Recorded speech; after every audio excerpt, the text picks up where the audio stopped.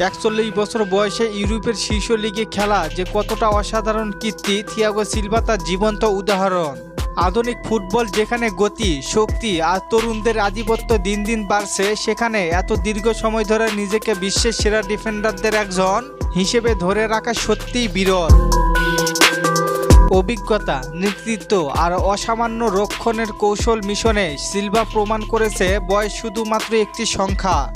ব্রাজিলের এই কিংবদন্তি ডিফেন্ডারের ইউরোপে যাত্রা শুরু হয়েছিল পর্তুগালের পোর্তুতে, এরপর রাশিয়ার ডায়নামো মস্কো হয়ে ইতালির এসি মিলানে থাকাকালীন ইউরোপের ফুটবলে নিজের শক্ত অবস্থান তৈরি করেন তিনি। এরপরে প্যারিসে যোগদান করেন। একের পরে এক লিগ শিরোপা, কাপ জয় আর ইউরোপের বড় মঞ্চে ধারাবাহিক পারফরমেন্সে সিলভা হয়ে ওঠেন দলের নেতা। এরপরে অনেকে ভেবেছিলেন ইউরোপে তার অধ্যায় বুঝি শেষের পথে, কিন্তু ইংলিশ প্রিমিয়ার লিগের চেলসিতে যোগ দিয়ে সিলভা আবারও সবাইকে চমকে দেন। বিশ্বের সবচেয়ে প্রতিদ্বন্দ্বিতাপূর্ণ লিগে এসে নিজের মান বজায় রাখা সহজ নয়।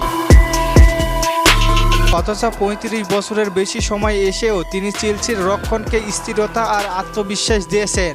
চ্যাম্পিয়ন লিগ জয়ে তার অবদান আজও স্মরণীয়, যেখানে তার নেতৃত্ব ও রক্ষণশৈলী দলের সাফল্য অন্যতম ভিত্তি ছিল। বর্তমানে 41 বছর বয়সেও ইউরোপের শীর্ষ লিগে খেলে যাওয়া শুধু শারীরিক সক্ষমতার প্রমাণ নয়, এটি মানসিক দৃঢ়তা ও পেশাদারিত্বেরও একটি উদাহরণ। সঠিক ফিটনেস, নিয়ন্ত্রিত জীবনযাপন ও খেলাটির প্রতি গভীর ভালোবাসাই সিলভাকে এতটা দীর্ঘ সময় টিকে রাখতে সাহায্য করেছে। ম্যাচ পড়ার ক্ষমতা, সঠিক পজিশনিং আর শান্ত মাথায় সিদ্ধান্ত নেওয়ার দক্ষতা তাকে তরুণ ডিফেন্ডারদের কাছেও হার মানায়। সব মিলিয়ে 41 বছর বয়সে ইউরোপের শীর্ষ লিগে খেলা থিয়াগো সিলভা খেলে যাওয়া শুধু একটি ব্যক্তিগত সাফল্য নয়, এটি পুরো ফুটবল বিশ্বের জন্যই অনুপ্রেরণা। তবে দেখা যাক এখানে নিজের প্রভাব কতটা ফেলতে পারে।